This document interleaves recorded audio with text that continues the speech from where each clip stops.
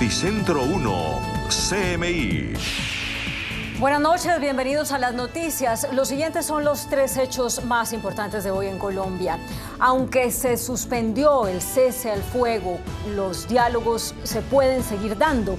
Eso fue lo que reveló el ministro de la Defensa, Iván Velásquez, en entrevista con Pregunta Yamid, refiriéndose a la reanudación de las operaciones ofensivas contra el Clan del Golfo.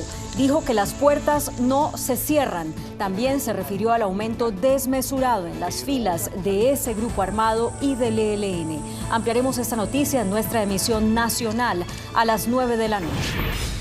A esta hora avanza la reunión del gobierno y mandatarios locales del Bajo Cauca. El encuentro cuenta con la participación o la asistencia de los ministros del Interior, Minas y Ambiente, el gobernador de Antioquia y los alcaldes de Caucasia, Nechí, El Bagre, Tarazá, Cáceres y Zaragoza. Las autoridades esperan tomar medidas económicas, sociales, militares y policivas para recuperar el orden público en la región alterado por acciones criminales del Clan del Golfo. Ampliación de esta noticia en nuestra emisión nacional a las 9 de la noche. El fiscal general Francisco Barbosa dijo que se siente engañado por el gobierno nacional debido a que no se tuvieron, según él, en cuenta sus observaciones sobre el proyecto de sometimiento de bandas criminales ni sus reparos al cese al fuego con el Clan del Golfo. Barbosa incluso afirmó que Pablo Escobar y el cartel de Cali estarían felices con el tratamiento que el gobierno del presidente Gustavo Petro les brinda a los narcotraficantes.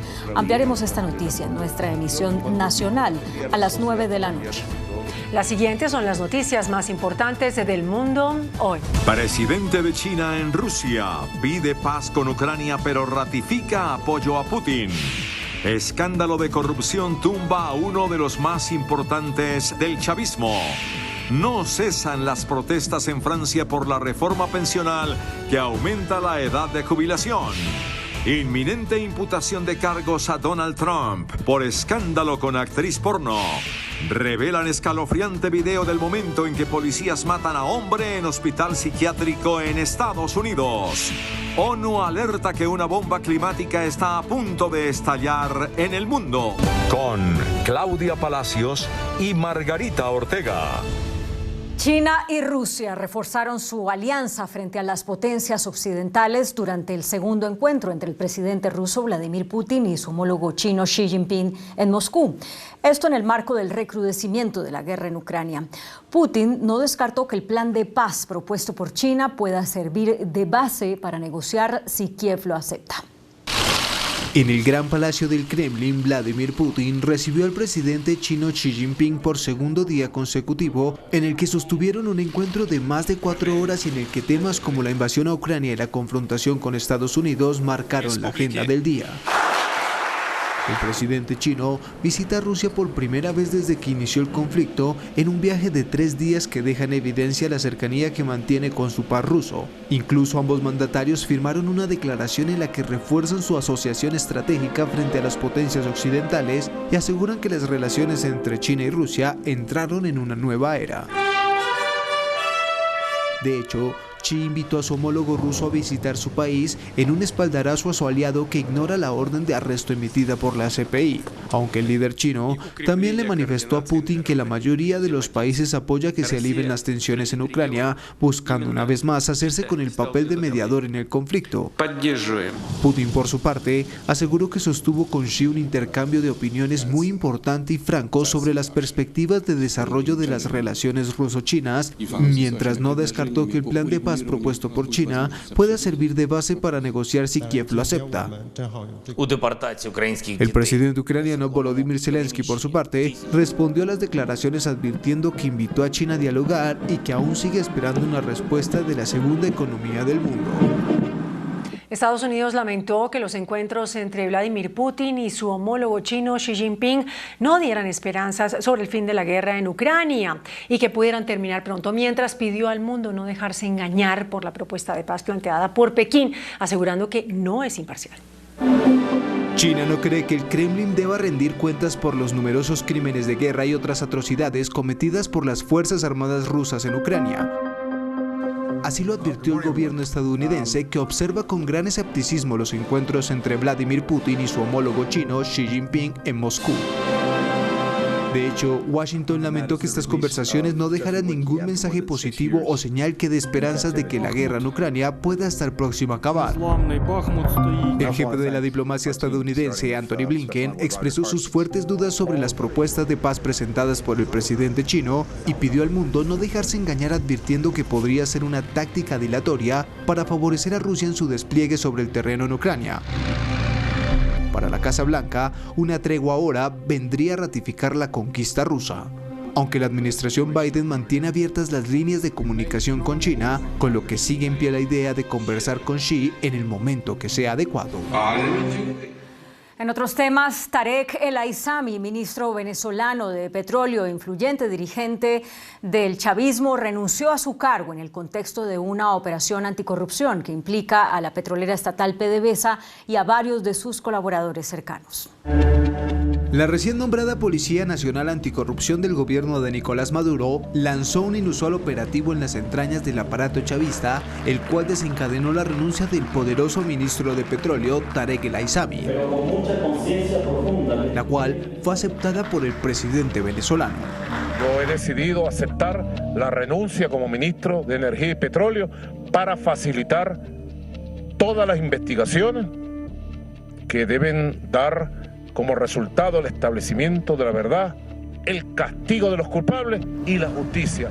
Esta investigación sobre un entramado de corrupción en la petrolera estatal PDVSA ya deja al menos 19 detenciones que están vinculadas al desmantelamiento de una red delictiva que estaría descontando y desviando recursos de la compañía para sus bolsillos a través de operaciones con criptomonedas.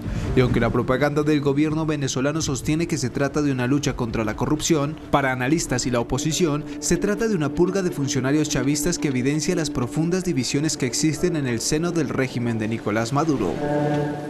En Francia, las violentas protestas continúan contra la reforma de las pensiones del presidente Emmanuel Macron y por la molestia de que el mandatario haya superado las 2 mociones de censura presentadas por la oposición.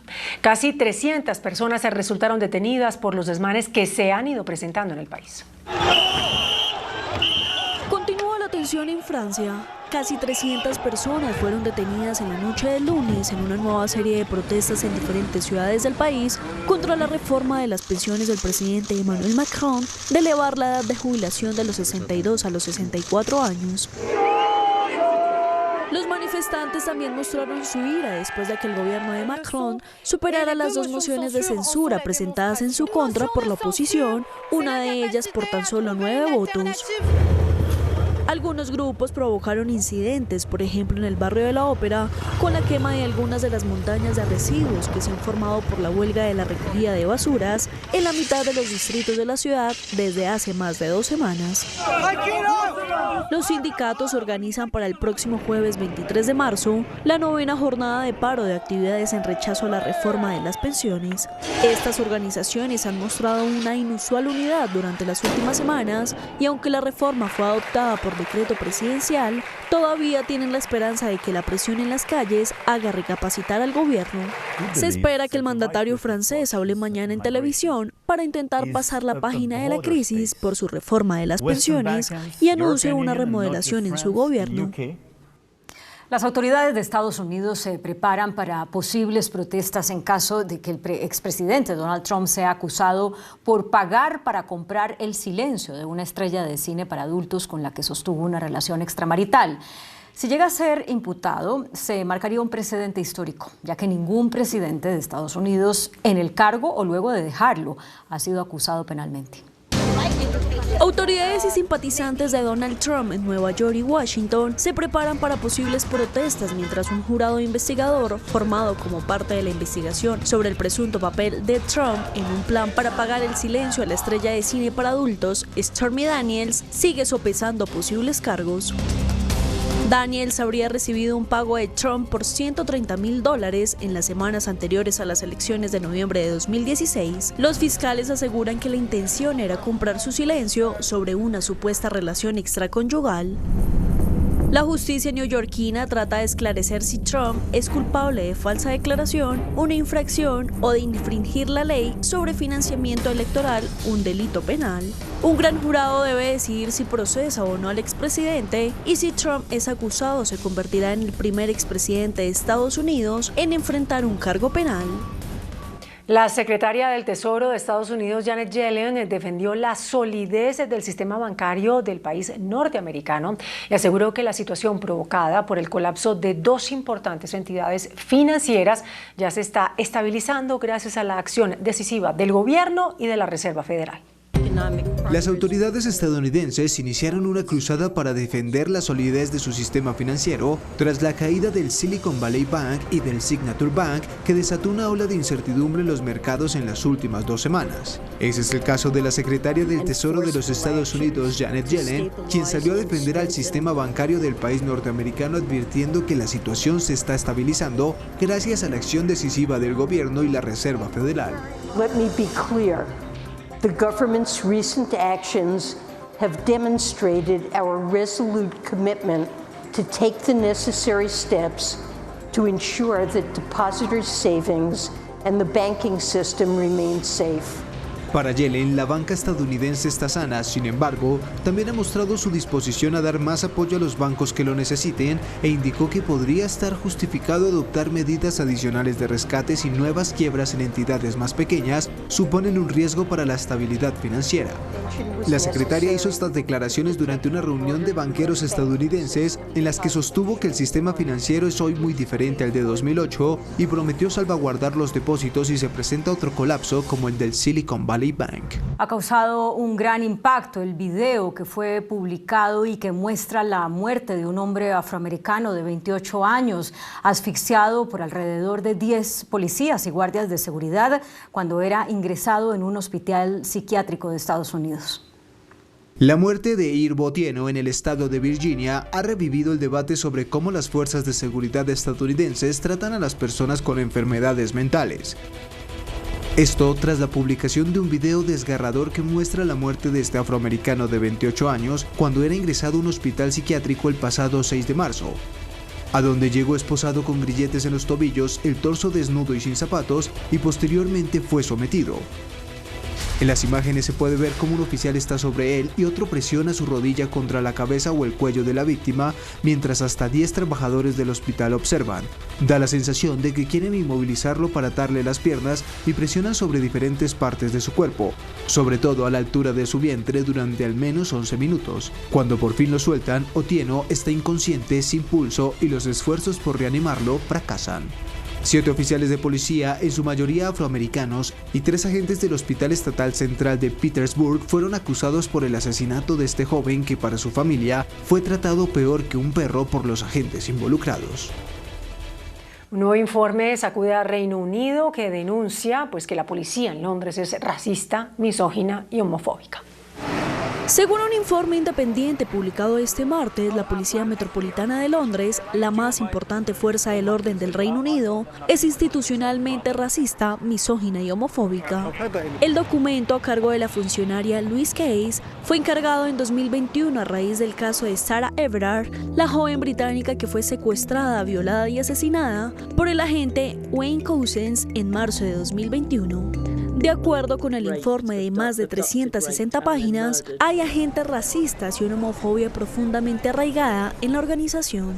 Añade que la ciudad de Londres ya no tiene un servicio de vigilancia vecinal en funcionamiento, mientras que los problemas son particularmente agudos para las minorías étnicas. El documento agrega que a pesar de que la Policía Metropolitana de Londres dice que la violencia contra las mujeres y las niñas es una prioridad, ha sido tratada de manera diferente a formas de violencia más agresivas. Asimismo, afirma que la violencia contra las mujeres y las niñas no se ha tomado en serio en términos de recursos y prioridades, y también señala que las mujeres en la policía son víctimas del sexismo a diario. En nuestra sección de tecnología, los desarrollos que trae una futurista van eléctrica. Una empresa automotriz estadounidense creó un vehículo eléctrico llamado Lifestyle Van, uno de sus proyectos que llaman la atención de miles de personas en el mundo. El auto eléctrico permite explotar de forma más eficiente el espacio interior como ninguna otra opción. Lo más llamativo es la forma, no solo porque es un monovolumen, sino porque tiene similitudes de las viejas casas rodantes. Esta van permite aprovechar de forma más eficiente el espacio interior como ninguna otra opción, ya que no tiene un grupo motor, transmisión, dirección que debe estar conectado.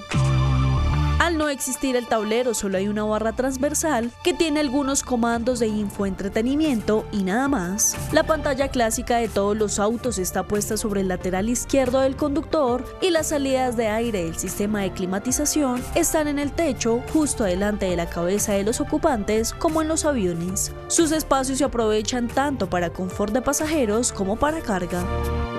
En los puestos traseros la disposición es también modular, con asientos en todo el perímetro, salvo en los laterales. Esta van permite hasta 7 pasajeros.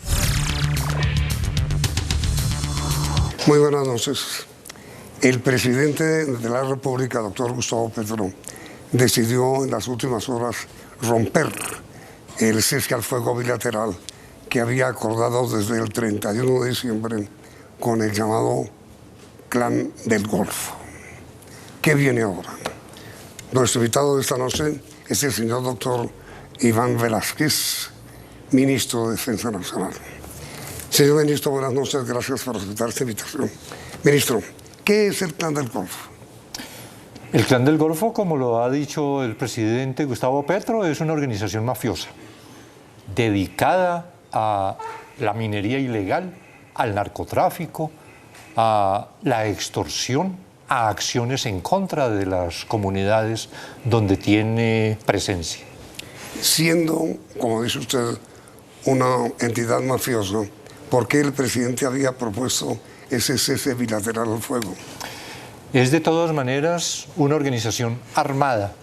Como organización armada genera violencia, afecta a las comunidades, y en la pretensión del presidente de buscar una paz completa en el país, pues la intención de tener todos los actores comprometidos en esa violencia. Desde ahí su ofrecimiento muy amplio, incluidas hasta las bandas urbanas, en el propósito de eliminar toda forma de violencia producida por organizaciones, desde aquellas que tienen origen político, como lo ha señalado el presidente, hasta organizaciones de esta naturaleza como bandas urbanas. Entonces, señor ministro, parecería estarse viendo en el país que no es posible la paz total, porque primero el presidente la interrumpió conversaciones con el narcotráfico, ahora la interrumpe también con el llamado Clan del Golfo. Es decir, la paz total, que es la bandera del presidente, la ve usted en peligro. No, porque es que hay que distinguir el cese al fuego de las negociaciones. Recordemos, con el Ejército de Liberación Nacional, que no hay cese al fuego, es con la organización que más avanzado van estas conversaciones de paz. Entonces, el hecho de que se haya suspendido el cese respecto del Clan del Golfo no significa que se haya cerrado las puertas a esa organización para, como está planteado respecto de ella por su naturaleza, el sometimiento que busque, el acogimiento a una ley que ya ha sido presentada para su consideración en el proyecto del Congreso de la República. Es decir, la interrupción del cese bilateral al fuego no supone la cancelación de eventuales conversaciones. No lo supone. El cese al fuego es la suspensión de la confrontación armada. Sí. Por eso es la disposición, por los decretos del presidente, que la fuerza pública no realice, suspenda operaciones ofensivas, es decir, estas que buscan la confrontación con el grupo armado ilegal. Pero otra cosa diferente es la negociación. Entonces, ¿qué es lo que ha ocurrido en este momento con la suspensión del cese al fuego?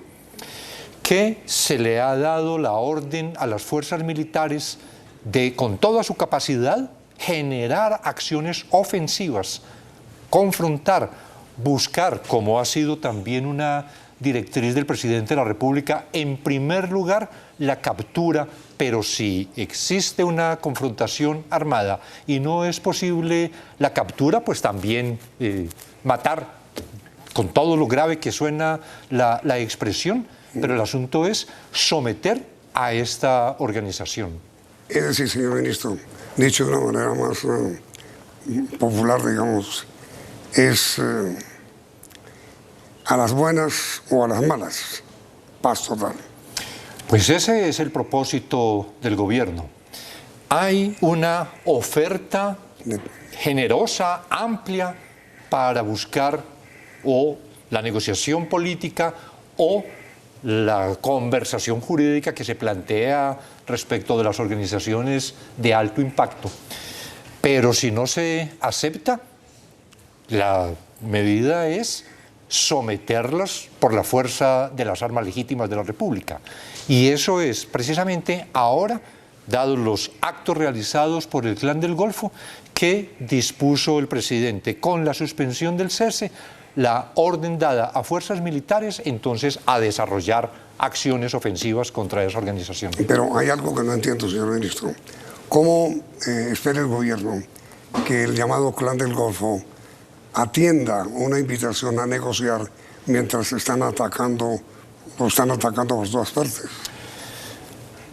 Es que la negociación supone un escenario diferente a este de la confrontación armada. Es lo mismo que podría plantearse respecto al Ejército de Liberación Nacional. Ha habido combates en Arauca, por ejemplo. Sin embargo, ha continuado la mesa de negociación, como ocurrió en el proceso con las FARC. Había confrontación armada entre las FARC y las fuerzas militares, y sin embargo se seguía con la mesa de La Habana. Pero, señor ministro, con el llamado Clan del Golfo, ¿había conversaciones? Había aproximaciones, había diálogos exploratorios. ¿Ah, sí? El alto comisionado había tenido contacto o ha tenido contacto con líderes de la organización, luego por los problemas en la suspensión de órdenes de captura, como lo dispuso, como lo negó pues el fiscal general. Entonces el Clan del Golfo designó recientemente un abogado para que fuera como el intermediario en esas conversaciones que el alto comisionado ha sostenido con ese abogado Giraldo. Esa interrupción no se ha producido, sigue el contacto, digamos, entre el comisionado y el abogado de los... No sé recientemente qué conversaciones hayan tenido, porque todo esto es de la órbita exclusiva pues, del alto comisionado, pero es probable que haya continuado. El hecho, insisto, de que se suspenda el cese no significa que se cierren las puertas. El asunto es, esta organización ha realizado graves actos contra la población, inclusive después de los incendios de los camiones y de los buses en el Bajo Cauca, confrontó con las armas al grupo militar que se aproximó al sitio. Ya fue un ataque directo contra las fuerzas militares, lo cual suponía también desde las acciones de ellos que habían roto el cese. Lo que hizo el presidente fue reaccionar frente a esa acción del Clan del Golfo y entonces suspender el cese, lo que implica, como ya lo dije, operaciones ofensivas en su contra. Y eso ya comenzó, señor ministro, porque, a ver, digamos, el general Giraldo, comandante de las fuerzas militares, anunció una ofensiva de más de 8.000 hombres. ¿Eso es así? Sí, en el Bajo Cauca, el nordeste antioqueño y el sur de Córdoba hay 8.055 efectivos de las fuerzas militares y cerca de 2.000 de la Policía Nacional. La disposición del presidente, y lo dijo ayer nuevamente en el Consejo de Seguridad que hicimos en Cáceres, es que esos 10.000 hombres van a permanecer en esta zona y además que deben generar todos los dispositivos necesarios para tener el control sobre las otras áreas en las que el Clan del Golfo tiene injerencia, y a partir de la experiencia también del año pasado, cuando en mayo del 2022 el Clan del Golfo decretó un paro armado, precisamente en esas zonas en las que tiene un mayor poder, la disposición presidencial es fuerzas militares y policía tienen que también incrementar su presencia. ¿Esa zona fundamentalmente cuál es, señor ministro? Urabá, tanto antioqueño como chocuano, el propio departamento del Chocó, Córdoba, Sucre, el sur de Bolívar, esta zona del Bajo Cauca antioqueño y el nordeste, y una parte del oriente antioqueño, como se vio en acciones recientes en Sonsón, en Argelia y Nariño, Antioquia. ¿Cuántos hombres, señor ministro, integran el llamado Clan del Golfo? El Clan del Golfo está aproximadamente en 4.000 hombres, 4.060 hombres, que sufrió además un incremento en los últimos años, que debía estar en cerca de 2.000, 3.000, pero ahora se tiene calculada una cifra de 4.000, algo más. ¿Todo es narcotráfico? Sí, narcotráfico y minería ilegal. Oro. Oro. Y es tan evidente que la reacción que hubo en el Bajo Cauca y el nordeste antioqueño se produjo esa reacción precisamente por la destrucción de las grandes dragas, que son las que alimentan las finanzas del Clan del Golfo. Era una acción siguiendo también la instrucción presidencial de afectar las finanzas de las organizaciones criminales, una acción entonces de destrucción, y yo creo que como nunca se ha venido de parte de Fuerza Pública desarrollando esta operación de dinamitar las dragas. Y la reacción del Clan del Golfo fue presionar a las comunidades, a los pequeños mineros que no estaban afectados por esa destrucción de las grandes dragas, presionar para el movimiento, que salieran como reacción, pero era solo en la defensa de sus propios intereses. Algo similar a lo que ocurrió en Argelia y Nariño. Se destruyeron retroexcavadoras, esta conocida como maquinaria amarilla, y el mismo clan, al mando de Gonzalito, esa fracción en esta región de Antioquia, igualmente decretó un paro como de 2 días. Esto muestra la relación muy estrecha que hay entre la explotación ilícita de yacimientos, esta gran minería ilegal, y el Clan del Golfo. Y la acción, señor ministro, de destrucción contra estas dragas ilegales va a continuar. Va a continuar. En esto el gobierno ha afirmado y reafirmado en las mesas con mineros, con los alcaldes, en el propio Consejo de Seguridad el día de ayer. Esto no se va a detener, porque consideramos una de las estrategias del gobierno en la lucha contra el narcotráfico, en la lucha contra las organizaciones ilegales, es afectar precisamente sus finanzas. Una manera de debilitar estas organizaciones ilegales es impedir que obtengan los elevadísimos recursos, dividendos de su actividad ilícita. Entonces, tanto en el narcotráfico, afectando la producción, la exportación y las riquezas que se obtienen derivadas de esa actividad ilícita, como en la minería ilegal, hay una voluntad indeclinable del gobierno y una orden reiterada a las fuerzas militares y a la Policía Nacional que sigan actuando. La destrucción de las dragas, de estas grandes dragas, va a continuar. Señor ministro, al margen de Urabá antioqueño y de Arauca, ¿qué es lo que pasa en Arauca? En Arauca, pues hay una presencia muy activa del Ejército de Liberación Nacional, una lucha también por el territorio, las confrontaciones que se presentan entre estas organizaciones ilegales, pero además la acción de las fuerzas militares. Recientemente, hace pocos días, hubo precisamente un combate del ejército contra el Ejército de Liberación Nacional, combate en el que se produjeron 2 muertes del Ejército de Liberación Nacional y también mataron a un sargento del ejército. Esta es la situación que se viene presentando de confrontación, y esa es una de las dificultades también para tratar en este tema de la paz total que mencionaba. Una de las grandes dificultades porque es que son muchas violencias simultáneas. Entonces, una organización, por ejemplo, el Ejército de Liberación Nacional, enfrentado con el Clan del Golfo en una región o con el Estado Mayor Central en otra región.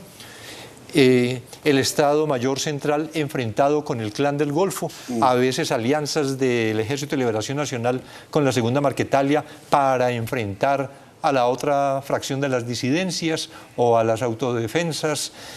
Y en medio de todo esto, pues la obligación que tienen las fuerzas militares de actuar también contra todos ellos que no se encuentren en el cese bilateral. Y ministro, ¿por qué se ha fortalecido tanto, aparentemente, el ELN en Arauca?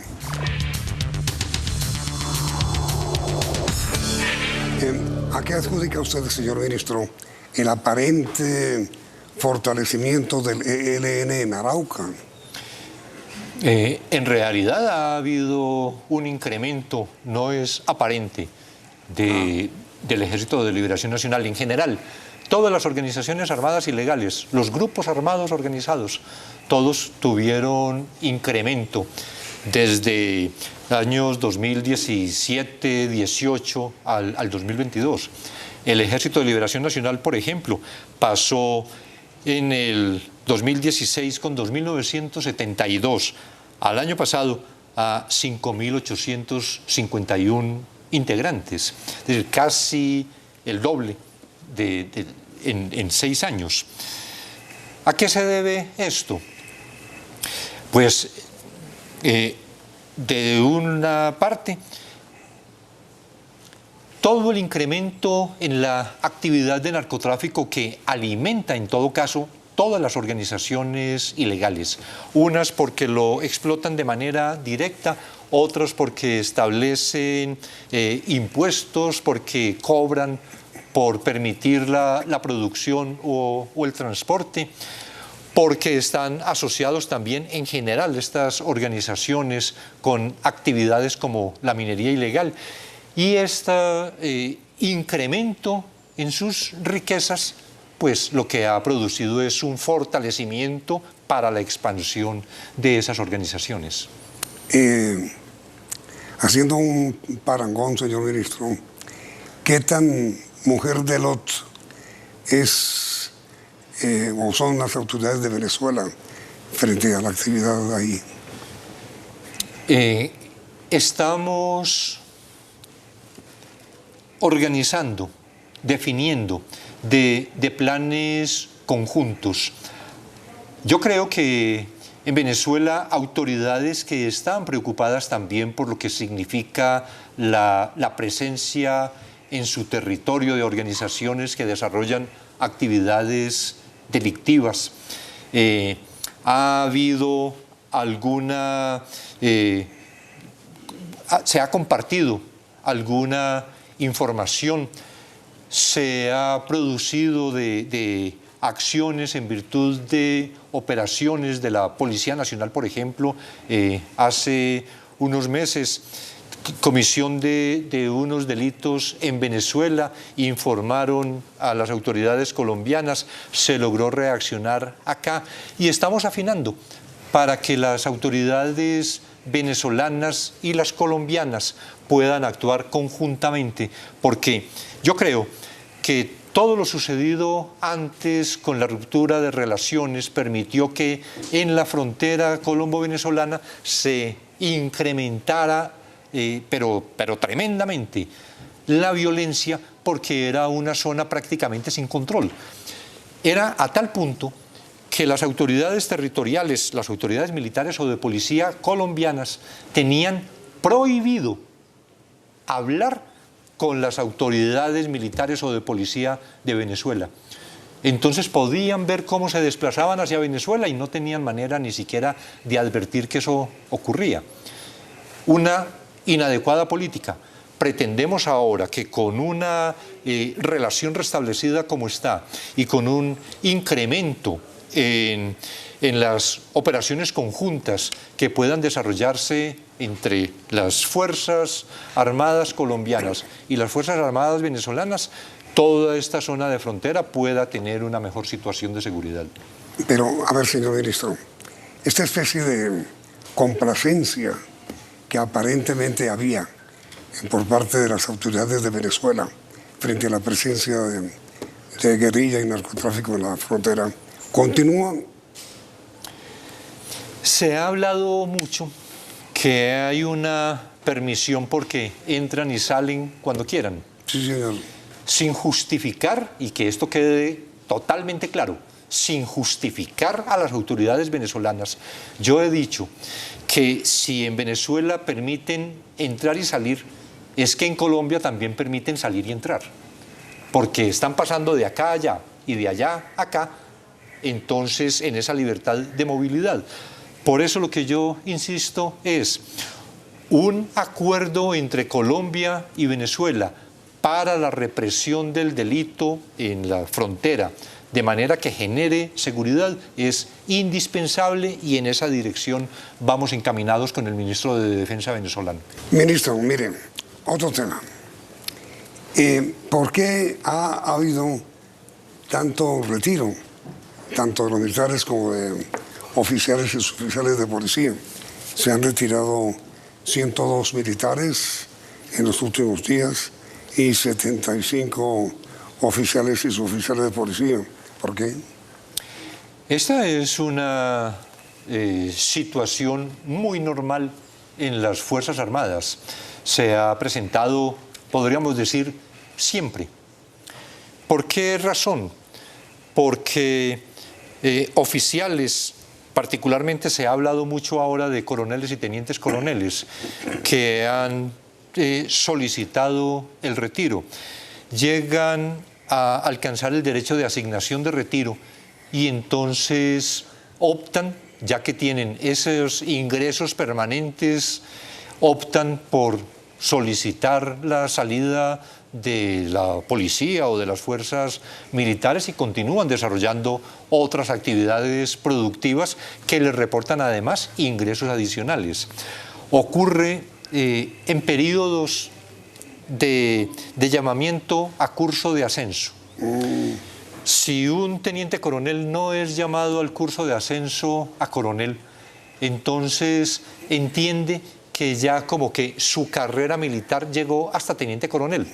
Tiene la asignación de retiro, entonces opta por solicitarlo. Que un coronel no asciende a brigadier general, ocurre lo mismo. Y de ahí la diferencia también que puede advertirse entre los retiros por solicitud propia de coroneles o tenientes coroneles y los de generales, que no se, inclusive hay extensos periodos en los que no se produce, porque ya está en el culmen de su carrera y simplemente esperan el transcurso del tiempo hasta que haya un retiro obligado. No es, y esto soy muy enfático, no es por desmotivación, por desmoralización, por contradicción con el gobierno. Ha habido en esto, y lo he dicho públicamente, una utilización política de algo que inclusive algunos generales retirados que se han referido a estos retiros por voluntad propia, que se han referido a ellos como que fuera producto de la desmoralización. Y en eso ellos saben que mienten, porque ellos tienen el conocimiento directo.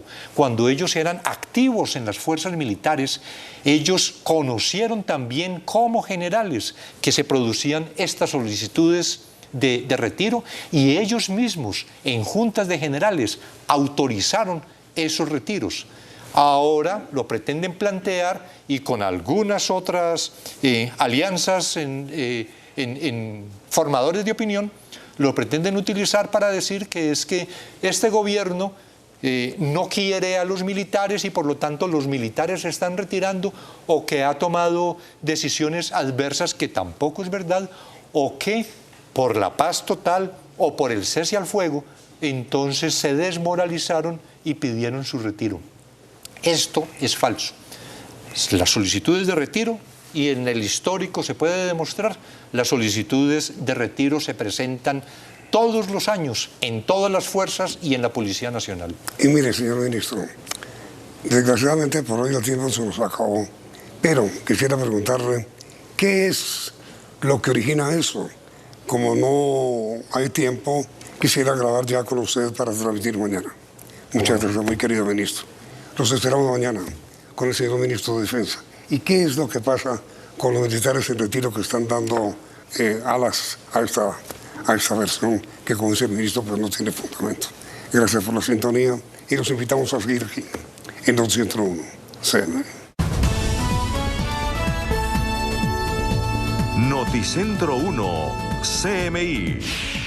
Diálogos con Clan del Golfo continuarán, revela ministro de Defensa. 8.000 hombres contra el Clan del Golfo en Antioquia. Acuerdo sobre reforma pensional. Fiscalía investiga por lavado de activos a Nicolás Petro. Críticas de Contraloría al plan de desarrollo. Altas Cortes defienden su independencia y el papel de los jueces. Presidente Petro denuncia corrupción en bienestar familiar. Bernardo Jaramillo, 33 años de impunidad después de su asesinato. Alerta por el Nevado del Ruiz. Minminas busca nueva regulación de energía. Con Claudia Palacios y Margarita Ortega. Bienvenidos a nuestra segunda hora de noticias. El ministro de la Defensa, Iván Velásquez, reveló que los diálogos de paz continúan con el Clan del Golfo a pesar de la orden presidencial de reanudar operaciones ofensivas y de suspender el cese al fuego pactado mediante un decreto con esa organización criminal. El jefe de la cartera de Defensa también reveló las cifras de las filas que componen los dos grupos al margen de la ley que hacen mayor presencia en el territorio colombiano. Luego de darse una orden por parte del presidente de la República, Gustavo Petro, al ministro de Defensa, Iván Velásquez, a las fuerzas militares y a la policía, de que se suspendiera un cese del fuego contra el Clan del Golfo ante múltiples incumplimientos, el jefe de la cartera de Defensa reveló a Noticentro 1 CMI que los diálogos con el Clan del Golfo continúan. Sí, es factible que continúen. Yo no sé de recientes contactos que haya tenido el abogado Giraldo con el comisionado de paz, pero no se excluye, así como ha ocurrido con el Ejército de Liberación Nacional. Hay negociación con el Ejército de Liberación Nacional, no obstante que no existe el cese al fuego. Es decir, son dos conceptos distintos, el del cese al fuego y el de la negociación política o la conversación jurídica como se plantearía con el Clan del Golfo. Una expresión clara la del ministro de Defensa Iván Velásquez: la puerta no se le cierra al Clan del Golfo y el compromiso del gobierno Petro es la paz total. La puerta no se cierra, pero está la orden de realizar operaciones ofensivas. La misma orden que se impartió a las fuerzas militares respecto del Ejército de Liberación Nacional cuando se dejó sin efecto el decreto del 31 de diciembre. Si no hay un cese al fuego, hay operaciones ofensivas. Exista o no un diálogo, una conversación, una aproximación. También se reveló la cifra de hombres que conforman las filas del Clan del Golfo. En 6 años, el Clan del Golfo ha pasado de cerca de 1.500 a 5.000. Hay un drástico aumento en las filas del ELN. Y el Ejército de Liberación Nacional pasó de 2.900 hace 6 años a 5.800 ahora. El ELN hace mayor presencia en el departamento de Arauca. Las fuerzas militares avanzan en operativos contra el Clan del Golfo, especialmente en el departamento de Antioquia, con más de 8.000 hombres. En diálogo exclusivo con CMI, el comandante de las fuerzas militares, general Elder Giraldo, también reveló la cifra de cuántos hombres del Clan del Golfo hay en este momento y cuántos del ejército, de la Armada y de la Fuerza Aérea los están atacando. Tenemos aproximadamente 852 integrantes de este grupo armado organizado. ¿Con qué efectivos estamos nosotros confrontándolos y garantizando la estabilidad del territorio? Tenemos más de 8.000 hombres de las fuerzas militares dedicados a estas tareas. La atención de las fuerzas militares está en los cabecillas de las subestructuras del Clan del Golfo. Tenemos en este momento en desarrollo unas operaciones para negar los recursos de esta amenaza. ¿Cuáles son los recursos que ellos obtienen para su subsistencia? Es a través de la minería criminal y todos sus derivados. Cambiamos de tema. Se concertó la reforma pensional. Mañana será radicada en el Congreso. El documento que será radicado mañana en el Congreso contempla un bono solidario de 223.000 pesos para mayores de 65 años en situación de pobreza que no cuenten con pensión. También hay una renta para mayores de 65 años que hayan cotizado entre 150 y 1.000 semanas. Las cotizaciones de hasta 3 salarios mínimos pasan obligatoriamente a Colpensiones y las que superen ese monto irán a un fondo privado. Al final, estos dos administradores entregarán una pensión única a cada afiliado. Se fortalece el sistema público de pensiones. Vamos a tener este fortalecimiento. Tenemos elementos importantes, cierre de brechas sociales, pero muy significativo para la tranquilidad del sector empresarial y de los inversionistas. Quienes hayan cotizado más de 1.000 semanas continuarán con las condiciones de la ley actual. 86 de los 89 artículos fueron concertados en la mesa tripartita.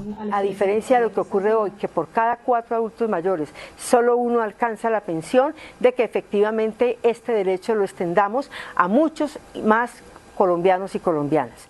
La edad de pensión seguirá siendo 57 años para mujeres y 62 años para hombres. La Fiscalía anunció que investiga por lavado de activos a Nicolás Petro, hijo del presidente Gustavo Petro, quien es señalado de recibir presuntamente dinero de narcos. Nicolás Petro, hijo del presidente, será investigado por el delito de lavado de activos. Así lo anunció el fiscal general, que también confirmó que indagan el origen de varios de sus bienes. La investigación señala que Nicolás Petro presuntamente habría recibido dinero de Samuel Santander López Sierra y del Turco Ilzaca, ambos con antecedentes penales, supuestamente bajo el engaño de que dicho dinero llegaría a la campaña presidencial de su padre. Previamente este noticiero reveló que un juez ya avaló que la Fiscalía revise las cuentas bancarias de Nicolás Petro y pidió a la Asamblea de Atlántico información sobre los pagos de nómina. El comisionado para la paz, Danilo Rueda, llegó al sur de Bolívar, donde continúan los combates entre el Clan del Golfo y el ELN, con el pedido de un cese de hostilidades. Ante la crítica situación de orden público en los municipios de Arenal, Morales, Norosí y Montecristo Sur de Bolívar, el alto comisionado para la paz llegó a esa región donde sostuvo un encuentro con autoridades locales y líderes sociales. Hemos rechazado esas operaciones que viene adelantando el grupo AGC en una zona de operaciones del Ejército de Liberación Nacional y también del Estado Mayor Central de las FARC. Hemos hecho una exigencia de parar esa ofensiva. Los enfrentamientos entre el Clan del Golfo y el ELN en esa región dejan más de 1.500 familias desplazadas y varias viviendas de los campesinos han sido quemadas en medio de la confrontación. Le estamos pidiendo paz, inversión social en el territorio, negociación con los grupos al margen de la ley. El comisionado, al término del encuentro con las comunidades y las autoridades, hizo un llamado a las AGC y el ELN para que cesen las hostilidades en contra de la población civil. Lo fundamental para nosotros es la implementación del acuerdo de paz. Esto le dijeron los congresistas desmovilizados de las FARC y hoy miembros del Partido Comunes al presidente Gustavo Petro en reunión realizada en la Casa de Nariño. Mañana Petro recibe a Rodrigo Londoño, conocido como Timochenko. La bancada del Partido Comunes, integrada por 5 senadores y 5 representantes a la Cámara, le dijo al presidente Gustavo Petro en reunión adelantada en la Casa de Nariño que es fundamental implementar el acuerdo de paz suscrito en el gobierno de Juan Manuel Santos en el año 2016. Primero, para nosotros es fundamental que se implemente integralmente lo acordado.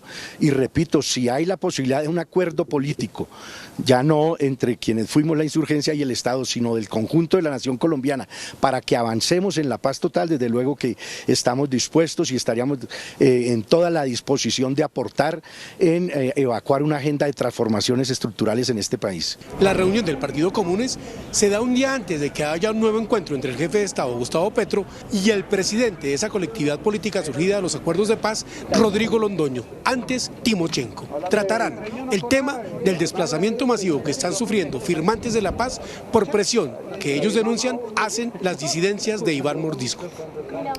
En norte de Santander hubo combates entre el ejército y el ELN. La situación de orden público en ese departamento empeora cada día, especialmente en la zona del Catatumbo, donde los distintos grupos al margen de la ley tienen atemorizados a los habitantes. Ahí son constantes las balaceras en la vía Cúcuta-Ocaña, donde la policía y el ejército han sufrido ataques especialmente por el ELN y los transportadores son víctimas.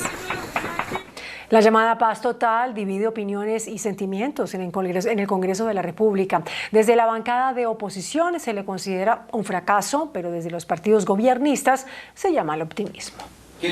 La orden del presidente Gustavo Petro de suspender el cese el fuego con el Clan del Golfo ha llevado incertidumbre a muchos sectores de la opinión. Sin embargo, el canciller Álvaro Leiva y el senador Iván Cepeda, quienes han sido los principales promotores de la paz negociada, se declaran optimistas. Es que la vida no se agota en un solo día.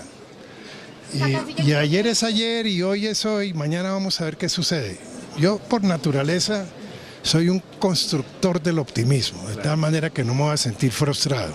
El país está cambiando, esos cambios no son fáciles, pero los estamos llevando a cabo y vamos a consolidar en Colombia la paz y un cambio histórico como lo ha prometido el gobierno. Pero desde la oposición no le dan espacio al optimismo. Hombre, pero ¿quién va a estar optimista con semejante mierdero que están armando en Colombia? Donde los grupos terroristas están cogiendo fuerza, el narcotráfico está cogiendo fuerza, el AMPA está cogiendo fuerza y hoy prácticamente pretenden es arrinconar a la población civil y a la fuerza pública. Los partidos de gobierno creen que todavía hay espacio para la esperanza por la paz total. Congresistas que ocupan las curules para la paz le pidieron al gobierno tener firmeza pero no desistir en la búsqueda de la paz. Entre tanto, en Buenaventura alistan un paro por la violencia en ese territorio. En Buenaventura piden atención del gobierno, razón por la que mañana en esta población habrá una marcha que, de acuerdo con el representante Orlando Castillo, es el inicio de un paro indefinido.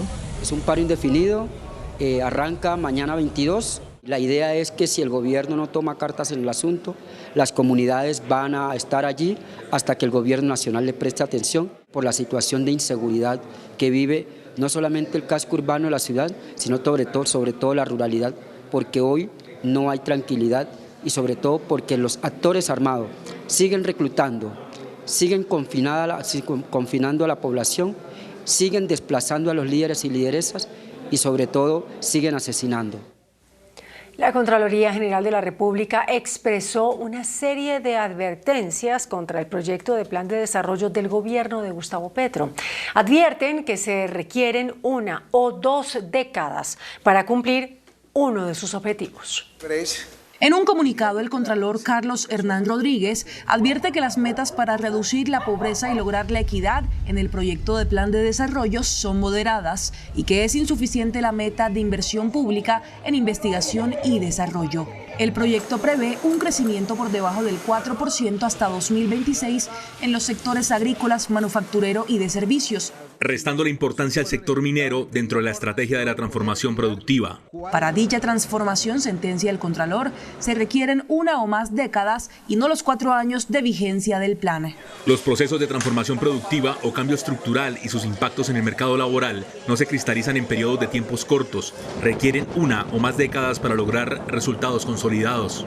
También advierte el Contralor que el proyecto no expone alternativas explícitas para cumplir con la regla fiscal, es decir, con las metas de deuda y de gasto público. La Contraloría advierte de un riesgo de aumento de la deuda neta del sector público que estaría relacionado con la tasa de interés real. Gobernadores denunciaron un aumento de las extorsiones y de la inseguridad en varias regiones del país. El escudo de la República fue creado en 1834, es decir, hace 189 años. El lema que aún lo caracteriza es libertad y orden. Pero, ¿qué significa? La libertad también era contra la tiranía, contra la dictadura, algo que tenía que ver con el rechazo que se tuvo a los gobiernos dictatoriales de Simón Bolívar y de Rafael Urdaneta. Y el orden se refiere esencialmente al respeto del sistema constitucional y de la ley. Para varios gobernadores del país, la libertad y el orden no se perciben en muchas regiones. Eso los llevó a realizar publicaciones del escudo en redes sociales, solicitando al presidente acciones contundentes para mantener el orden público. Las denuncias son claras de lo que está pasando en temas de extorsiones, de carnetizaciones, de reclutamiento, de todo lo que cada uno de los gobernadores manifestó. Algunos simpatizantes del gobierno Petro han calificado este acto como un golpe de Estado blando. Presidentes de la Corte Suprema de Justicia, el Consejo de Estado y la Corte Constitucional defendieron la independencia del Poder Judicial y el papel de los jueces en el país. En un conversatorio en la Universidad de Externados, los presidentes de las altas cortes entregaron su diagnóstico sobre la situación de la justicia. Que nadie se equivoque. Los jueces no somos ni gobierno ni oposición. Y no podemos serlo porque estaríamos derrumbando por su base el Estado de Derecho. La magistrada Diana Fajardo, presidente de la Corte Constitucional, dijo que se necesita mayor participación de la mujer en la justicia y advirtió que la ciudadanía debe rodear a los jueces. Y eso es lo que deberíamos lograr con la justicia, que cada ciudadano saliera como una fiera a defender su justicia. El presidente de la Corte Suprema de Justicia, por su parte, se refirió al caso del cartel de la toga, en el que terminaron magistrados salpicados por corrupción. Nadie daba un peso por nosotros. ¿Pero qué hizo la justicia? Tuvo la dignidad de autocrítica. Se autocriticó. Tuvo que separarse de uno de sus compañeros, eliminando cualquier clase de corporativismo. Los presidentes de las Cortes coinciden en que los próximos cambios tienen que ir encaminados al uso de la inteligencia artificial en la justicia y otras tecnologías. El fiscal general Francisco Barbosa dijo que se siente engañado por el gobierno nacional luego de que no se tuvieran en cuenta sus observaciones sobre el proyecto de sometimiento de bandas criminales y sus reparos al cese al fuego con el Clan del Golfo. La reciente suspensión del cese al fuego con el Clan del Golfo y la situación de orden público en el país desató una nueva arremetida del fiscal general contra el gobierno, advirtiendo que él había avisado sobre las inconsistencias del cese de operaciones militares en algunas regiones. Les quiero decir a los gobernadores que cuenten con la Fiscalía General de la Nación. Seguimos explicándole al país que en el marco también de esas decisiones desacertadas del manejo del orden público de Colombia, hoy nosotros estamos en una situación de caos. El fiscal cuestionó nuevamente la ley de sometimiento con la que se busca acoger a los integrantes de bandas criminales. Hizo esta dura comparación. Este proyecto de sometimiento tendría muy feliz a Pablo Escobar y al cartel de Cali, porque finalmente le hubiera permitido salir de la cárcel y recibir 2.8 millones de dólares, que es la operación de lavado más importante que se quiere hacer con una cantidad de criminales de ese talante. Barbosa dijo que se siente engañado por el gobierno. Yo creo que me mintieron. Yo creo que me engañaron y finalmente yo presenté de buena fe en el marco del diálogo las sugerencias, no estoy haciendo imposiciones. Barbosa estuvo en un conversatorio sobre la situación de la justicia en Colombia. Mañana comenzará el debate al Código Electoral, que según el gobierno servirá para modernizar todo el proceso de votación en el país. Aunque la mayoría de los artículos tienen apoyo unánime de las bancadas, algunos son objeto de fuertes cuestionamientos por parte de la oposición. El proyecto de Código Electoral que mañana comenzará su trámite en la Comisión Primera del Senado es el mismo que ya revisó la Corte Constitucional y que fue aprobado hace 2 años en el Congreso. Moderniza el código que está vigente desde hace 36 años, cuando no se conocían aún los desarrollos actuales de la informática. Este texto de mañana es exactamente el mismo que se aprobó ya por el Congreso por consenso en la legislatura pasada, siendo incluso el presidente Petro senador de la República. Y ese es un código que moderniza el sistema electoral. Es que hay que saber que la norma actual es de 1986, es decir, tenemos casi 40 años de atraso, una ley que ni siquiera concebía la existencia del tarjetón, anterior a la Constitución del 91. La senadora Paloma Valencia vota en contra de los artículos del voto anticipado. Yo no soy partidaria de esa reforma porque a mí me preocupa mucho el voto electrónico, un voto en el que están insistiendo ahora mixto, pero que utiliza procedimientos del voto electrónico. No me gusta el voto anticipado. El senador J.P. Hernández vota en contra de la penalización de quienes no reporten cambio de residencia. Más del 36% de los colombianos viven en arriendo. No puede ser que a una persona que iba en arriendo le vayan a imponer una multa de un salario mínimo sencillamente porque no reporta que cambió de dirección. A pesar de la oposición de ellos dos, el código parece tener la mayoría para su aprobación esta semana en el Senado. Acaba de concluir en Bogotá una reunión del Gobierno Nacional con los alcaldes de los 6 municipios del Bajo Cauca antioqueño afectados desde hace 2 semanas por el paro minero. Los ministros del Interior, Minas y Ambiente llegaron esta noche a un acuerdo con los alcaldes de Caucasia, Nechí, El Bagre, Tarazá, Cáceres y Zaragoza y con el gobernador de Antioquia para desarrollar a partir del próximo jueves un gran plan de acción de 4 puntos que comprende, entre otras cosas, una comisión del Gobierno Nacional viajará el jueves a la región a acordar mecanismos de participación de las comunidades en la toma de las decisiones del Bajo Cauca. Va una comisión del Gobierno Nacional a trabajar el proceso de participación democrática y ampliación del trabajo con los actores locales para darle salida al conflicto de corto y a las aspiraciones de mediano plazo de la gente. Esa comisión sale este jueves y va a empezar a reunirse con todos los actores sociales del territorio. Será creada una universidad en el Bajo Cauca y el SENA hará programas de formación educativa para la población. Además, la región será convertida en un distrito minero y agropecuario. Explicar entonces que respecto a una de esas líneas o ejes de trabajo estamos impulsando el distrito minero con vocación de diversificación. Y quiero entonces darle la noticia a la ciudadanía de que el artículo 330 del Plan Nacional de Desarrollo es uno de los que hoy fue aprobado en el debate en el que estamos en este momento. Es un primer paso en la discusión de estos artículos. En la reunión no estuvo ningún representante del comité promotor del paro minero. Aquí tenemos que seguir trabajando en 2 frentes, conversando y dialogando para buscar un acuerdo, pero no tiene que frenarse la acción en el territorio de toda la institucionalidad hasta tanto se consiga el acuerdo. Otro de los programas será la recuperación ecológica de la zona del Bajo Cauca arrasada por la minería ilegal. Hubo momentos de polémica en la Comisión Primera de la Cámara de Representantes. Esto durante un debate de un proyecto con el que se busca entregar medidas de protección a consumidores de drogas en lugares públicos. El congresista Juan Carlos Lozada, del Partido Liberal, sorprendió a todos en la comisión cuando dijo que él estaba dispuesto a hacerse un examen de sangre para demostrar que hace años no consume drogas. Y retó a José Jaime Uzcategui, del Centro Democrático, a hacer lo mismo. Uzcategui no se quedó atrás, con camisa remangada, aseguró que sin problema lo hacía. La situación no pasó a mayores y el proyecto tampoco, pues fue archivado. La Procuraduría abrió una indagación previa a funcionarios del Ministerio de Salud y del Instituto Nacional de Vigilancia de Medicamentos por la escasez de fármacos a nivel nacional. Advierte el auto de apertura de la indagación que se hace necesario determinar qué funcionarios del INVIMA y del Ministerio habrían cometido faltas disciplinarias relacionadas con un escenario de escasez de 1.200 principios activos de medicamentos que se advirtió con tiempo. La grave situación que fue advertida por ASEMI, uno de los gremios de las EPS, desde mediados del 2022, no mejora y se prevé que incluso pueda empeorar. El documento además sentencia que la falta de insumos perjudica a pacientes con VIH, enfermedades huérfanas, cáncer y otras. La indagación también cita un informe de la Procuraduría Delegada para el Sector Salud que indica que el Ministerio y el INVIMA no han adoptado las medidas necesarias para resolver la problemática y se advierte la necesidad que de seguir así estaríamos en un grave problema de salud y riesgo para la población. Se intensifican las lluvias en Colombia. El IDEAM alertó por posibles deslizamientos y crecientes súbitas en varias regiones.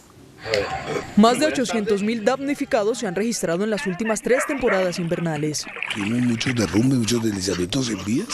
Se presentaron igualmente una característica que son eventos climáticos extremos. Por ejemplo, el tema de las granizadas, vendavales, muy complicados principalmente en la región andina, que digamos ha generado una afectación principalmente al sector agropecuario, pero también a un número importante de viviendas. Las lluvias aumentarán en algunas regiones del país y con estas las emergencias. Tenemos incremento de nubosidad y lluvia, especialmente en la región andina. Siguen las lluvias en la región pacífica, en la región de la Amazonia, y la temporada lluviosa para las regiones Caribe y Orinoquia empieza hacia el mes de mayo. En este momento tenemos alertas amarillas y naranjas en sectores de la región pacífica y también hacia el centro y sur de la región andina, hacia la parte de los sectores del eje cafetero, la parte occidental de Caldas, de Risaralda, de Quindío, hacia el sur de Tolima. Con la orden de luchar frontalmente contra la corrupción que tiene permeada la entidad, el presidente Gustavo Petro posesionó hoy a la especializada en educación infantil Astrid Cáceres como nueva directora del Instituto Colombiano de Bienestar Familiar. Doctora Astrid Eliana Cáceres Cárdenas. Con la orden de combatir la corrupción, el presidente Gustavo Petro posesionó hoy a Astrid Cáceres, quien se venía desempeñando como subdirectora de la entidad, como nueva directora del Bienestar Familiar en reemplazo de la controvertida Concepción Baracaldo. La corrupción que indudablemente aún existe, el manejo de contratistas que hay que vigilar al extremo, ojo con eso, al extremo, para que la comida de verdad llegue a la niñez. El mandatario además le manifestó que debe cuidar integralmente de la niñez colombiana. Una niñez que hoy pasa en muchas regiones, en muchas circunstancias y momentos, por el hambre, por la violencia del país, por la violencia intrafamiliar. El jefe de Estado, además, en el acto de posesión manifestó que la política pública infantil en Colombia ha sido muy pobre y limitada, sobre todo por la escasez de recursos. El gerente del metro denunció que el concesionario chino no ha entregado la totalidad de los diseños de ingeniería de la primera línea del metro. En medio de la incertidumbre sobre la construcción de la primera línea del metro, se dio a conocer que el concesionario Metro 1 aún no ha terminado de entregar los diseños de ingeniería de detalle de la primera línea del metro, cuyo plazo sería este próximo 30 de marzo. De los 310 entregables, solamente 16 entregables están con no objeción y los otros entregables están devueltos al concesionario para que aclare observaciones que ha hecho la interventoría o en revisión de la interventoría con las aclaraciones y las decisiones que él ha formulado. Falta detalles de ingeniería del viaducto, tanto en su parte de infraestructura como superestructura. Falta ingeniería de detalle de las estaciones del metro, de las estaciones BRT, de material rodante. El gerente aseguró que la ingeniería de detalle de la primera línea del metro de Bogotá está terminada, pero apoya la interventoría si se llegan a presentar problemas con los planos o documentos técnicos que generen incertidumbre. Justamente en Bogotá, un vehículo colisionó contra una obra en la localidad de Bosa, justo en el punto en donde se construye la avenida Guayacanes. En cámaras de seguridad quedó registrado el momento en el que el conductor que manejaba a alta velocidad cayó en medio de un frente en obra en esa localidad. El hombre aparentemente rompió la ventana del carro y huyó del lugar en una motocicleta hacia el sur de la capital. Las autoridades distritales revisan material de video y continúan una investigación exhaustiva para ubicar al conductor del carro.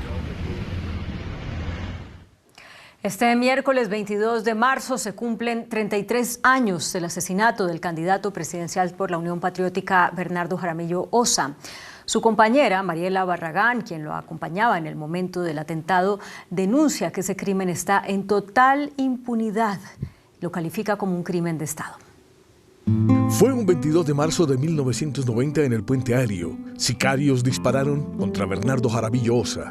Terror porque es que era una cosa que finalmente ni él ni yo lo habíamos vivido y no estábamos preparados, ¿no?, para enfrentar la muerte de esa manera, y menos con 16 escoltas. Y lo que más recuerdo pues son los momentos angustiantes, los disparos.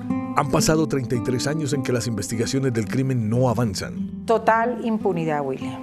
De fiscal en fiscal, durante estos 33 años, he visitado a la fiscalía y este proceso no avanza. Llega un fiscal, trasladan, cambian los fiscales, mandan el expediente hacia otras secciones, crean otras direcciones dentro de la fiscalía y dan la vuelta, pero no hay, es decir, no avanza la investigación. Según Mariela, hay una parte de la sociedad que aún hoy impide que se conozca la verdad de este crimen. Este fue un crimen de Estado, ¿no es cierto?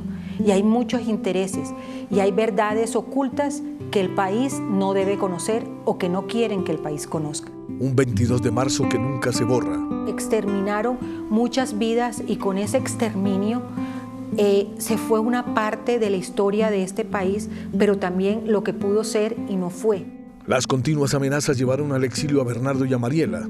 Y que la salida política al conflicto armado pasa por el diálogo entre el gobierno y la insurgencia, toda ella en su conjunto. Estuvieron un tiempo en Berlín Oriental y 9 meses después de regresar, Bernardo cayó bajo las balas asesinas de sus enemigos. Los mismos que silenciaron a más de 6.000 miembros de la Unión Patriótica, de la cual era candidato presidencial. Perdimos. Porque lo más importante de esta vida es estar vivo. Y la verdad, perdimos. El Estado falló, ¿sí? Fue un operativo en donde intervinieron sicarios, como los Castaño, Carlos Castaño, pero también funcionarios corruptos del DAS, de la aeronáutica, porque fue en el puente aéreo, ¿sí? Y fue el fracaso, pues yo sí creo, de un Estado. Para Mariela, lo más importante es que se conozca quién dio la orden. Yo siempre he dicho que mientras que nosotros no tengamos claro quiénes fueron los perpetradores y también los financiadores de ese aparato de muerte, nos falta mucho de verdad. Con Bernardo se fue una parte de la historia del país. Se silenció a un hombre valiente que no tuvo miedo de denunciar a los grupos paramilitares y su convivencia con el Estado. China y Rusia reforzaron su alianza frente a las potencias occidentales. Estados Unidos aseguró que la mediación de China en Ucrania no es imparcial y renunció Tarek El Aissami, el poderoso ministro de Petróleo de Venezuela. Las noticias del mundo en Noticentro 1 CMI. China y Rusia reforzaron su alianza frente a las potencias occidentales tras el segundo encuentro entre el presidente ruso Vladimir Putin y su homólogo chino Xi Jinping en Moscú, marcado por la guerra en Ucrania y tras el cual Putin no descartó que el plan de paz propuesto por China pueda servir de base para negociar si Kiev lo acepta. Estados Unidos no ve a China como un mediador imparcial entre Moscú y Kiev en la guerra en Ucrania y pidió al mundo no dejarse engañar por la propuesta de paz planteada por Pekín. Washington también lamentó que los encuentros entre Vladimir Putin y su homólogo chino Xi Jinping no dieran esperanzas de que la guerra en Ucrania pueda terminar pronto. Tarek El Aissami, ministro venezolano de petróleo e influyente dirigente del chavismo, renunció a su cargo tras una operación anticorrupción que implica a la petrolera estatal PDVSA y a varios de sus colaboradores cercanos. La inusual pesquisa contra hombres fuertes del oficialismo venezolano ya deja al menos 19 detenidos y aunque el gobierno sostiene que se trata de una lucha contra la corrupción, para analistas se trata de una purga que evidencia las profundas divisiones en el seno del régimen de Nicolás Maduro. En Noticias de Colombia, impresionantes imágenes se registraron por la actividad del volcán Nevado del Ruiz, que emitió una gigantesca nube de ceniza. El Servicio Geológico Colombiano informó que el volcán Nevado del Ruiz viene presentando emisiones de ceniza de manera continua debido a la inestabilidad que presenta en su interior el aparato volcánico. Alcanzó una altura cercana a los 2.700 metros, obviamente, debido a las condiciones hidroclimatológicas de la región se pudo ver a varios kilómetros de distancia. Es una emisión normal, digamos que desde el año 2012 tenemos un proceso de reactivación del volcán Nevado del Ruiz y con ello obviamente tenemos algunos picos de emisiones de gases, vapores y ceniza. Las condiciones del viento determinan su dirección de caída, que puede llegar hasta Caldas, Tolima o Risaralda, por lo que las autoridades hacen el llamado para que como medida de prevención utilicen tapabocas y eviten sobarse los ojos. El volcán continúa en nivel amarillo o 3. Las autoridades identificaron a los autores de la más reciente masacre en Barranquilla. Van más de 70 homicidios este año en la ciudad. 32 personas fueron asesinadas en enero en Barranquilla. 25 en febrero y en lo que va de marzo ya son 19 los homicidios. En total son 76 las personas que han perdido la vida en hechos violentos en este 2023. De esta escalada de violencia, las autoridades señalan a las bandas criminales de los Pepes y los costeños en guerra por la disputa de rentas criminales. Ya tenemos claramente identificado quiénes son los que están originando esta ola de violencia, esta cantidad de crimen organizado, y ahora lo que se requiere son acciones contundentes. De los 14 heridos en la masacre de Villanueva, 2 permanecen en UCI del Centro de Atención Adelita de Char. La Corte Suprema de Justicia condenó a 10 años de prisión a la exalcaldesa de Cúcuta, María Eugenia Riascos, por haber ocasionado un detrimento patrimonial de 3.000 millones de pesos. La Sala Penal la condenó porque en 2008 la entonces alcaldesa ordenó el pago de 5.000 millones de pesos a un abogado para cumplir con una conciliación judicial en un pleito de pensiones. Para la Corte, dicha orden fue ilegal. Un juez declaró culpable al expresidente de Café Salud, Guillermo Grosso, vinculado con actos de corrupción. El exdirectivo de la EPS fue condenado por pagar millonarias coimas a funcionarios de la Superintendencia de Salud para obtener información reservada sobre el sistema de salud y para garantizar el desembolso de recursos por la prestación de servicios. Las comisiones económicas del Congreso aprobaron esta noche el 80% del Plan Nacional de Desarrollo. Cerca del 80% del plan de desarrollo fue aprobado por las comisiones económicas del Congreso. El plan contempla recursos por 1.154 billones de pesos. El gobierno destaca el proceso de discusión. Hubo 1.200 del gobierno que nos presentaron, que se trasladaron en 300 artículos que propusimos inicialmente. O sea, todo eso obviamente demuestran el interés que hay y la importancia que tiene el plan de desarrollo. Entre los temas más controversiales y pendientes para mañana miércoles están las facultades que se otorgan al gobierno en cabeza del presidente de la República. Sin embargo, el ministro de Hacienda aclara que no se están dando poderes y menos burocracia en la propuesta. Son bastante razonables las facultades, tal vez las facultades generales que se habían propuesto en el proyecto original eran demasiado abiertas, y estas sí son, creo que bastante limitadas en su alcance, y creo que son todas razonables. Por otro lado, se contempla una serie de proyectos con participación del sector privado por un monto cercano a los 900 billones de pesos. La ministra de Minas, Irene Vélez, anunció nuevas alternativas para la reducción de las tarifas de energía en Colombia. Durante el debate en la Comisión Sexta del Senado de la República, el gobierno anunció las diferentes alternativas para buscar una reducción en las tarifas de energía. Esto se dará a través de un proyecto de ley. Otra opción es hacer una revisión completa de la manera como hoy está organizado el mercado. En ese caso, ahí sí necesitaríamos un cambio de ley, y en ese caso necesitaríamos revisar la ley 142 y la ley 143, que son las dos de servicios públicos ya bastante viejitas. Por otro lado, el Ministerio trabaja con la Comisión de Regulación de Energía y Gas para fortalecer el modelo regulatorio. Esto para corregir algunos criterios que se manejan para la fijación de las tarifas en la bolsa de energía. Ese criterio está demasiado abierto, en el sentido en el que la percepción del riesgo puede terminar siendo cualquier cosa realmente, que hace muy difícil, digamos, para la Superintendencia de Servicios Públicos entrar a regular, a controlar. Entonces nosotros queremos acotar eso a que sean realmente criterios climáticos y meteorológicos. También se busca la alternativa de un nuevo indicador económico para la fijación de los precios de energía. Encuesta de la ANDI y el Centro Nacional de Consultoría revela que el 94% de los colombianos quieren elegir dónde ahorran su pensión. La encuesta del Centro Nacional de Consultoría, socializada por la ANDI este martes, le tomó el pulso a la ciudadanía sobre la reforma pensional propuesta por el gobierno. El 94% de los colombianos manifestó elegir dónde ahorra su pensión, y un 90% coincide que estos recursos son una inversión para la vejez. 6 de cada 10 encuestados consideró que el sistema debe tener cambios. 62% algún tipo de cambio, 35% cambios parciales y un 28% cambios totales. Privilegian profundamente la capacidad de elegir o el derecho que tienen a elegir. Gran parte de los encuestados coincidió que los recursos solidarios deben ser más una responsabilidad del gobierno.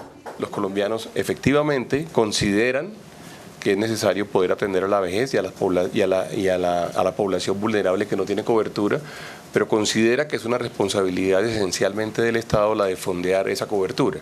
El empresariado espera una discusión de consensos sobre la reforma pensional. ANATO proyecta una caída del 23% en la venta de paquetes turísticos para el 2023. De acuerdo con la agremiación de las agencias de viaje, la menor dinámica se está dando por la eliminación del descuento del IVA en paquetes turísticos y tiquetes aéreos. La Asociación Bancaria reportó un crecimiento en la cartera de leasing al cierre del año pasado. Los datos consolidados mostraron que dicha cartera llegó a los 71,6 billones, esto es 7,8 billones más que en 2021. La mayoría de estos contratos de financiación se dieron en el sector vivienda y vehículos. El índice de capitalización de la bolsa, que mide el comportamiento de las 20 principales acciones, cerró al alza. El índice selectivo MSCI Colcap de la Bolsa de Valores de Colombia subió 1,73% a 1.129 puntos. La acción del Grupo Suramericana fue la que más subió, con una valorización de 9,19% a 36.000 pesos. La acción del Grupo Argos fue la que más bajó, con una pérdida de 3,95% a 9.250 pesos. La acción más negociada de la jornada fue la del Grupo Suramericana, al movilizar más de 129.732 millones de pesos. Nutresa obtuvo utilidades en 2022 por 882.000 millones de pesos y ventas por 17 billones para un crecimiento del 33%. Indicadores económicos en Noticentro 1, CMI. La tasa representativa del mercado que regirá para mañana miércoles será de 4.804 pesos con 29 centavos. Los profesionales del cambio compran la divisa en promedio en 4.580 pesos y la venden en 4.650 pesos. Un euro cuesta 5.180 pesos con 50 centavos. La libra de café en Nueva York se cotizó a $1.80 y el azúcar se transó en 20,80 centavos de dólar la libra. El barril de petróleo WTI se cotizó en $69.45. La referencia Brent para Colombia se cotizó en $75.07. Una acción de Ecopetrol cuesta 2.456 pesos.